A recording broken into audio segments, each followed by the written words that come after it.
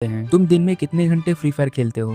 2 घंटे, 4 घंटे? दोस्तों के साथ लॉबी में आते हो, बातें करते हो और क्लैश स्क्वाड में रैंक पुश करके छोड़ देते हो। देखो, मजे के लिए खेलना बिल्कुल सही है, बट एज अ गेमर तुमने कभी ये सोचा है कि जो टाइम तुम इस गेम में दे रहे हो, क्या वो तुम्हें कोई रियल में रिटर्न दे रहा है?